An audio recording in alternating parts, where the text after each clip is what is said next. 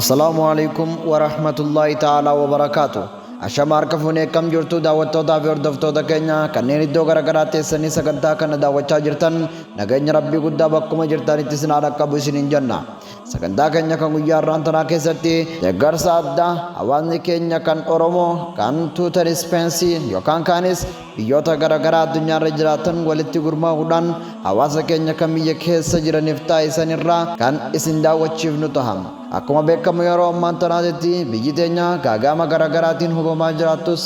addatti immoo iddoolee garaagaraatti sababii hongeerraa kan ka'e hawaasni keenya beelaan hubamaa jiraachuunsaa beekamaadha. Maatiin waan nyaachisuu dhabuudhaan qotatee harga galfachuu dadhabuudhaan balaa namtolchee fi balaa uumamaatiinis rakkina isaan mudate dandamachuu dadhabanii iddoo jiraatan gallakkisanii gara magaalaatti baqatanii barandaa namaa jiraachuudhaaf yeroo dirqamanii jiran kanatti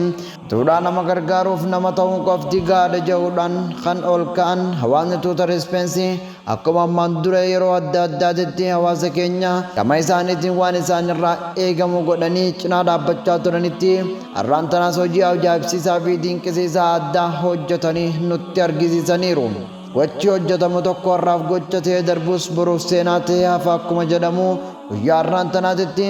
namoota hongeedhaan hubamanii eenyuun lafaan wal fuudha jedhanii rakkachaa jiran ciree nyaatanii laaqana isaa harkanna jedhanii kan rakkatan laaqan harkatan ammoo hiraata yookaan herbaata isaa nyaanna jedhanii kanneen cinqaa keessa jiran haadha ilmoodhaan waliin rakkataa jirtu abbaa maatii waliin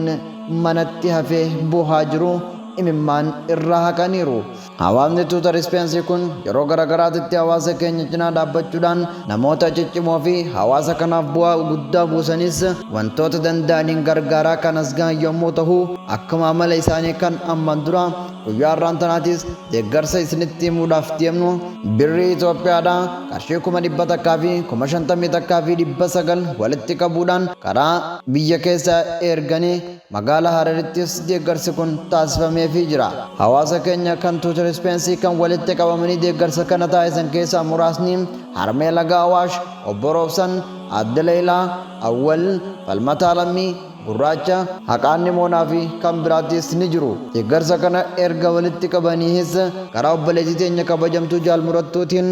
obboleessa keenya barsiisaa markaza mina zulumaati lanuur kan ta'an ustaaz maashaallah yookaan abbaa gammachiisitti gara biyya keessaa erguudhaan magaalaa Hararitti deeggarsi kun akka taasifamu ta'eefii jira. Haaluma kanaan abbaan gammachiis yookaan ustaaz maashaallah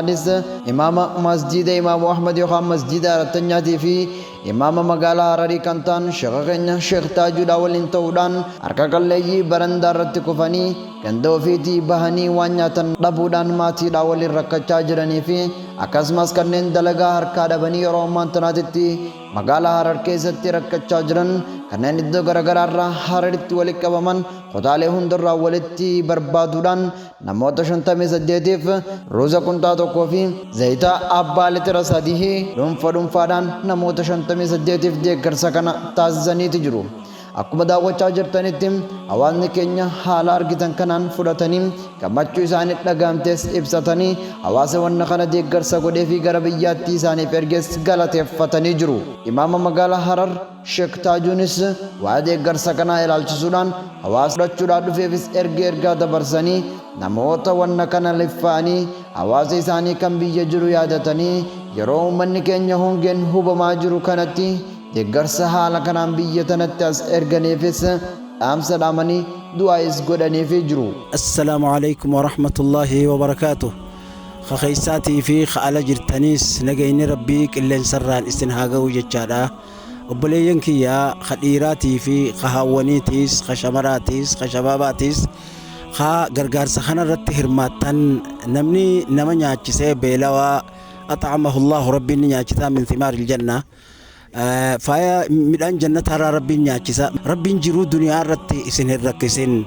Rabbiin jiruu duniyaa irratti bal'oo malee rakkoo rabbi isin hin garsiisin. Fayyaa malee dhukkuba rabbi isin hin garsiisin. Duruma malee miskiinummaa rabbi wal afaan isin hin fidin. Obboleeyyan keenya maashaallah fi obboleessa kiyyaa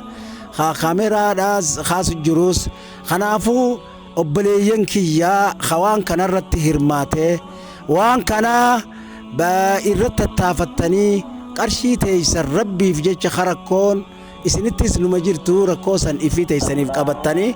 rabbii aalamaatiif jettanii haa namarraa beela baaftan rabbiin beela jiru duniyaa akhiratti rabbiin isin haa baasu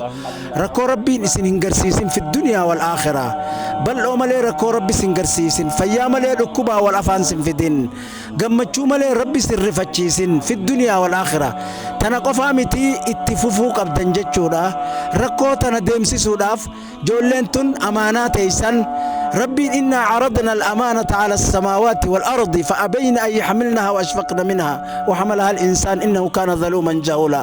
أمانة إسن اتخن تنجولين خشبابا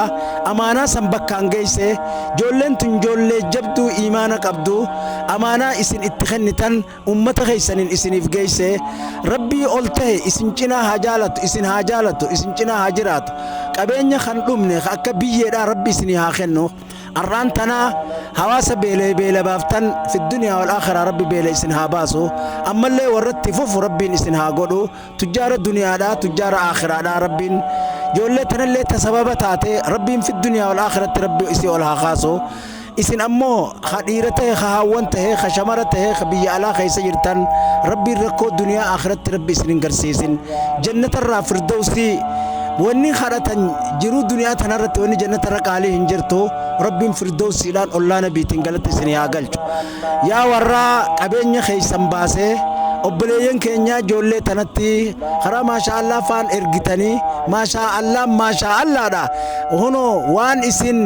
itti kennitan hono